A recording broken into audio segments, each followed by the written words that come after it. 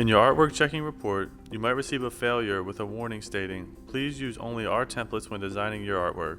This means that the artwork you sent was not designed on our template.